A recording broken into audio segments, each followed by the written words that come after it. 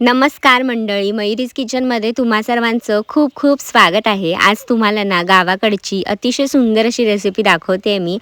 झटपट होते आणि प्रत्येक कोकणी माणसांचं ना हे गो टू फूड असेल, कम्फर्ट फूड म्हणू शकतो आपण ह्याला.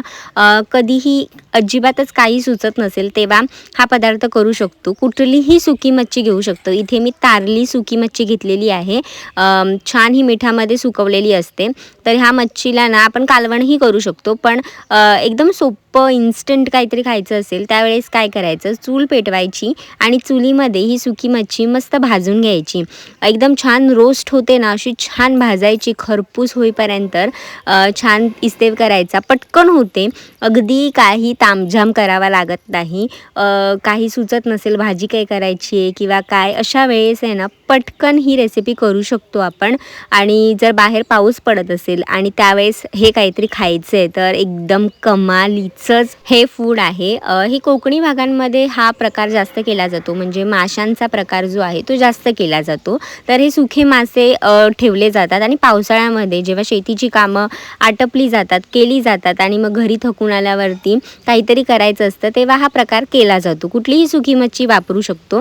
तिला असं छान भाजायचं आणि त्यानंतर पाण्यात घालायचं. पाण्यात घातल्याने काय होतं, राख वगैरे लागलेली असेल मच्छीला किंवा त्याचा काळसरपणा जो आहे तो सुद्धा निघायला मदत होते. तर पाण्यातून ना स्वच्छ धुवून घ्यायची ही मच्छी आणि त्यानंतर आहे ना हा जो मासा आहे तो एकदम इझिली ओपन होतो. स्वच्छ धुतल्यानंतर उघडायचा आणि यातले काटे वगैरे असतील ना ते बाजूला काढून घ्यायचे आणि जो फक्त मांस प्रकार आहे, म्हणजेच माशाचा जो गर आहे तो तेवढा काढून एका प्लेटमध्ये काढून घ्यायचा. व्यवस्थित सगळं क्लीन करायचं, काटे घ्यायचे नाही आहेत, फक्त आपल्याला जो गर आहे तोच घ्यायचा आहे. आणि त्यानंतर हे सगळे मच्छी साफ झाल्याच्या नंतर ह्यात मीठ वगैरे घालायची सुद्धा अजिबात गरज लागत नाही, कारण हा मासा वाळवतानाच ह्यात मीठ घातलेलं असतं.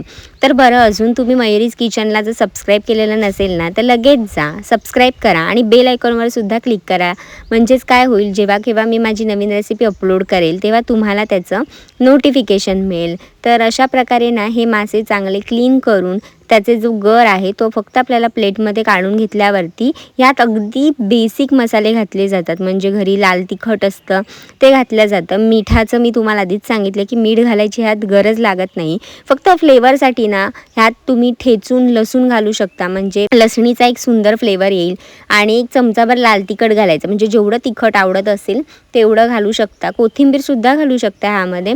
आणि वरतून आहे ना एक चमचाभर नारळाचं तेल घातलं जातं आणि ह्याला एक चांगलं मिक्स करून झाल्यावरती भाकरीवरती घेऊन हे खाऊ शकता किंवा पिठी भात आणि चुलीत भाजलेलं सुकट हे परफेक्ट कॉम्बिनेशन आहे. तुम्ही ट्राय करा. निरोगी खा आणि निरोगी राहा.